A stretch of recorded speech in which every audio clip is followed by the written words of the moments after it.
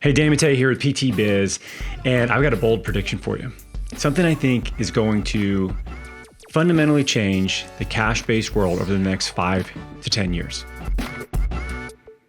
So, over the last couple of weeks, I've been out of town, visiting different clinics that we work with around the country. And one thing that I continue to have conversations with business owners about is the complexity of cash-based clinics in their area, not just locally, but in some cases, even nationally. Now, as I have seen the industry change pretty dramatically over the last decade in particular, there's something that I've noticed there's a trend that I think is really kind of coming to a head in terms of likelihood of us seeing a pretty profound change in the profession over the next 5 to 10 years. And that is that I think that there's going to be a strong, dominant brand nationally for cash-based clinics somewhere, starting somewhere in the US that's going to grow into a national brand. Now, why do I say this? And I'll give you a few reasons and examples of clinics that are kind of already doing this. One in particular. So when we look at fragmented industries, that would be industries that have a lot of small businesses within it. That would be physical therapy at this point, right? Not necessarily in-network physical therapy, but cash-based physical therapy. And if you look at the history of in-network physical therapy, at one point in time, there were many small private practices. What happens? Well, eventually you have what's called consolidation, where these businesses get sort of swallowed up by bigger competitors, or they partner so that they don't go out of business. And any industry that has a lot of fragmented businesses eventually is susceptible to that to some degree. I'm not saying that they're not successful in-network clinics. There's plenty of those out there, but there are way bigger national chains or chains that are maybe regional that have partnered or been absorbed that have a national footprint if you really look at who owns it. And we've seen this now happen in many different types of industries. In particular, if you look at something like adjacent to us, fitness. So back in the day, when I was working with CrossFit, the headquarters company, this was 2009 when I first got exposed to CrossFit, and when I started working with them, it was 2013, and there were affiliates all over the place, right? But the way that it was set up was you had an affiliate, you paid a fee to be an affiliate, and then you kind of ran your gym however you wanted.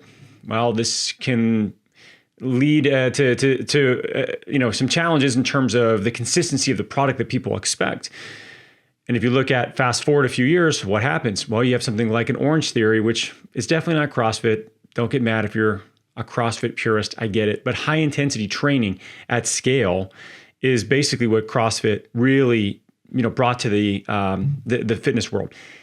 Orange Theory, they commercialized it, they professionalized it, and they exploded, right? So that's kind of what you're seeing. And I think the parallel between CrossFit and what's happening in cash-based physical therapy in particular right now is very similar, because we work with hundreds of clinics around the country, and the whole goal of us working with them is to help them understand how to be a good business owner, how to run a business, how to understand, sales, marketing, people, finance processes, how to systemize their business, all these things that they need to know and understand. Versus, you could maybe go the franchise route where that stuff is boxed up for people and maybe some of it is done on their behalf. All the systems are built out. In an example like that would be different than we're teaching people how to run businesses. So, but that doesn't mean that everybody that runs a clinic knows how to run a business. In fact, I would say that the average clinic owner doesn't actually know what they're doing. They are just sort of guessing. They're trying to do what they think is best, but they've never had any formal education on how to actually run that type of a business, how to essentially bulletproof it as best they can long term. So when we look at susceptibility to fragmented businesses being very affected by national chains, our industry, sadly, is pretty likely to have that happen to it because of a lack of knowledge on the part of the actual owners, the clinic owners, who are clinicians first and they secondarily run a business. Well, when a national brand comes into the mix, they aren't clinicians first. They're running a business first. They happen to hire clinicians. Their product and service happens to be clinically based. And if you want to really, lean into being able to maintain your business, I'll talk about some things that you need to be aware of and really focus on. But let's talk about, number one, an example of, kind of who is doing this at scale that you can look at it as an example of, mimicking somewhat of what they're doing, and smart people with a lot of money behind it. One of the groups that I've recently noticed has expanded a lot is a group called Mayo. Now, this group has a lot of things working well for them. It used to be called Mayo Detox. They just rebranded, and they're mainly based out of Canada. They just recently started to open clinics in the US. This is a company that actually I was well aware of when they first got started, mainly because they had a strong founder that was more of a movement influencer that was teaching courses, and there also is a co-founder who's heavy on the business side. This combination is pretty powerful. Now, you take that with being able to raise funding to expand and internal revenue to reinvest in growth and do so in a very intelligent way, and now all of a sudden you have a brand that's picking up a lot of steam, as well as a brand that is hitting the market at a time where people are really, frankly, looking for alternatives to traditional healthcare, traditional physical therapy.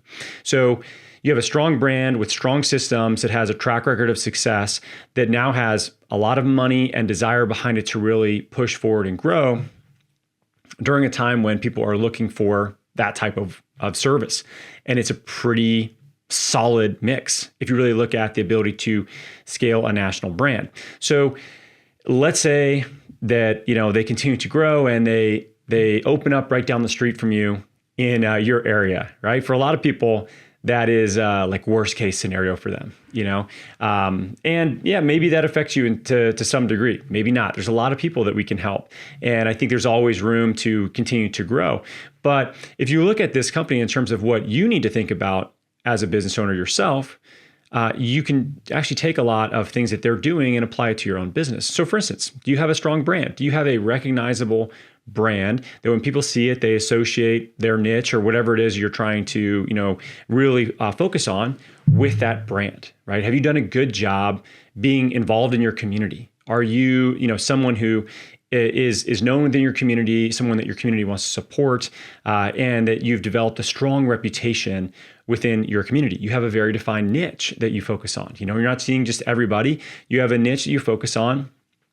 You work really well, with that niche. You continue to try to get better within that niche, and the people you hire are also fantastic with whatever it is that you're, trying to help. These are all things that are going to really bulletproof you from anybody that may be competition, whether it is in network, out of network, cash clinic that has a national brand versus just a local brand. And there's a lot more of those too. You can look around and you can see the scale of regional brands is happening right now as well, whether it be, in whatever markets you want to look at. In bigger cities in particular, you're starting to see cash-based clinics that are moving to, multiple locations, sometimes locations in the low double digits. From what we've seen, just outside looking in, there's a lot of growth happening, and the mix is the same. These are people that are great with systems, they're mission-driven, they have funding, and they're taking this very seriously. And the funding is something that you're going to see accelerate the ability to compete. So when someone takes on funding, what that lets them do is basically invest in the growth of the business, invest in people, and invest in time. So here's the other thing. If I have a few $1 million in funding, and I know I've got this office that I'm starting up in whatever city, I don't have to play the bootstrap game where, I have to worry about every single dollar. I can't reinvest so much in marketing. I can't reinvest in hiring so fast because I may run out of cash. I don't have the cash flow for it. If you're highly capitalized and you have all this money, well, you can go faster. You can go faster and you can pay more to get people in the door. Your marketing can be less effective at scale. You can pay more per person because you have the cash to be able to do that. And at the end, the goal for them is growth, is scale, right? And for you, it might be cash flow and lifestyle. So these are two different sort of approaches to business. And you cannot play that game if you don't have capitalization. And they're not going to play your game because they want to grow faster and they want to be able to show that, because at the end of the day, it's probably going to be sold, to a private equity company or VC firm or a family office for a lot of money. And I think that there's a strong likelihood that there will be a national brand in the next 5 to 10 years that is a cash-based physical therapy brand that's going to sell for multiple 9 figures, if not $1 billion, in valuation. That is on the table. I think that is what the opportunity is going to be, and not just for one brand, by the way. I think there's going to be a number of them that are moving that direction. You're also seeing investment in these types of businesses. This is something that for us over the last few years, we've gotten more involved with private equity companies, investment bankers, and learning more about that world. And one of the things that we're seeing is that healthcare has always been an area that people want to invest. They view it as very stable, very recession-proof, but also on the same side, insurance is kind of a pain in the ass. Like we all know that it's reimbursement gets cut. They have to mess with volumes. It's more regulation. Fitness is also another area, health and wellness, that is heavily sought after by private investors. And what's nice about a cash-based clinic is it kind of fits in between the two. It's in this interesting sort of between area where you don't have quite as much headache logistically and administratively from insurance, but it's more professionalized than many fitness services are going to be. So you fit in this kind of sweet spot, and these brands are growing. Like just the amount of clinics that we work with that have been able to hit 7-figure clinics is something that 10 years ago, I didn't even think that was possible for one of these clinics to grow to that point. And I mean, to this point, like we've seen it happen dozens of times. And it's just something that it comes down to, what do people ultimately want to grow into, right? And do they want to take on the challenge of this really big growth opportunity that, maybe aligns with what they want or not? But it's going to happen. I'm pretty confident of that. That's just one example as far as Myo is concerned. And if you want to check out, see what they're doing, like you can take a look at their site and their social media. And I think they've done a great job with their rebrand. Really, really well done, well-run company. So if you want to see an example of like at scale, people that are doing this and what you can mimic some of, they're probably a pretty good option to check out. So again, for you got to understand that you got to do what you got to do, right? You got to control what you can control, and you can't control what other people are going to do. So I'm not saying this to scare people, even though that might be a piece of what's happening with you. You might feel a little bit concerned. I don't think that you necessarily should. I think what you have to realize is this is a good thing for everybody, because if investors are seeing this and brands are able to see expansion, that means that there's a lot of people in your area that you can help as well. It's just a matter of you getting more dialed into the things that you can control. So you've got to get better at marketing. You've got to get better at local marketing, digital marketing, reputation marketing, referrals, everything that is going to drive people in the door. You got to get better at sales. You got to price yourself effectively. You got to learn how to communicate the value of what you do to other people and have a really dialed in sales process. You've got to hire great people. You've got to be a great leader, right? You have to manage these folks, lead these folks. You have to make the right decisions. You have to have the difficult conversations in a respectful way. And you have to give people opportunity. And you have to be able to systemize and repeat what you're doing on an ongoing basis. Even if it's just one location, you still have to have the same service applied across multiple clinicians. And that's a hard thing to do. You have to have a lot of quality control and make sure that you are doing a lot of training with your staff.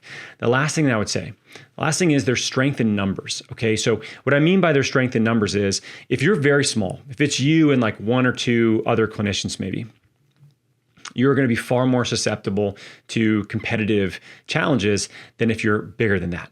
Let's say you have between 5 and 10 clinicians. Now all of a sudden you have strength in numbers. Your brand looks better. Your brand looks stronger. You have more cash flow as well to manage this. You have more cash to be able to invest in marketing. You can pay your people more. You can have better benefits. Because the other thing that will happen is good clinicians might move over to other companies because they have better opportunities. We've seen this with Athletes Potential. We've had clinicians that have had better opportunities from other similar type businesses that are bigger, and they take them because at the end of the day, it's what's best for their family, right? They can make more money, they can have better benefits. Maybe it's a springboard into something else in their career. You got to keep that in mind. So if you're not providing that for your staff, not providing that for your company, well, they're going to find that somewhere else. So there's strength in numbers. Like you think, playing defense and just staying small and like hunkering down is the right thing to do. And it is not. It's not. At a certain stage, you may decide that you don't want to grow any bigger than that. Maybe you get to 10 clinicians and you don't want anything, to do with growing to another location or adding more staff, and that's where you want to be. That's totally fine. I mean, that's up to you. But if you're very small and you think just staying very small is the safe option, I don't think that that's the right move. I think you're more susceptible to some of these national brand changes that are going to happen by being small. You probably are going to get swallowed up by a clinic like that. You may have to close down and go work for them, even if you want to or not, or go find a job somewhere else. When you're very small, you're much more susceptible to changes economically and in your area that may happen with other businesses and other brands. So overall, net, here's where we're at. We're in an environment that's growing rapidly as far as interest in these types of businesses. I mean, 10 years ago, when I started Athletes Potential, it was so hard to get somebody to come in and see me. Just to explain to them why I didn't take their insurance was so hard. It was more of an education problem than anything else. Now, the education component's not really there. People know their insurance sucks and they're looking for alternatives. What you're going to start to see, and I don't think it's happened quite yet, is you're going to have a lot more fragmented saturation. So you're going to have a lot of tiny clinics. And those tiny clinics eventually are either going to get consolidated by regional brands or national brands, unless they grow to a point where they can insulate themselves from competitors, which doesn't have to be huge. Like I said, you really have to be probably in the range of 7-figure business in order to just be able to provide good opportunities, pay your staff well, and be able to insulate yourself and really do well in the niche and the market that you want to be a part of. These are type of businesses that you can have for decades.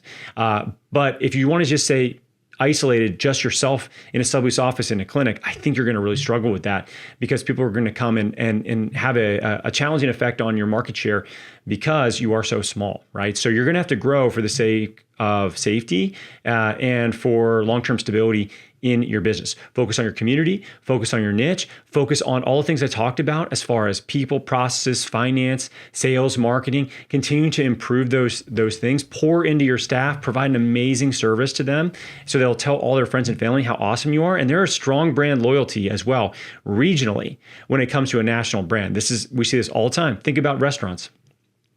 People say what they want about chain restaurants, but look, you don't become a chain restaurant because your food sucks. You become a chain restaurant because your food is good and you do it consistently at scale, right? Like Chili's is awesome, okay? But if you want to go to a local taco shop, that's just in your area, and you really appreciate the chef and the way that they prepare everything and their story, right? And you want to support that business. There's a lot of people that are like that, right? But you have to have a great product service and be tied into your community. Otherwise, Chili's takes you out, okay? That's what you got to think about. So if you're going to be small, be amazing at what you do, be involved in your community, and make sure that you differentiate yourself in a specific niche that you are amazing at helping. And I'll put you in a place where you insulate yourself from any sort of competition, whether it's local or whether it's national. So keep an eye out. We'll see. We'll look back in 5 or 10 years and we'll see if I'm right. I'm interested to find out myself.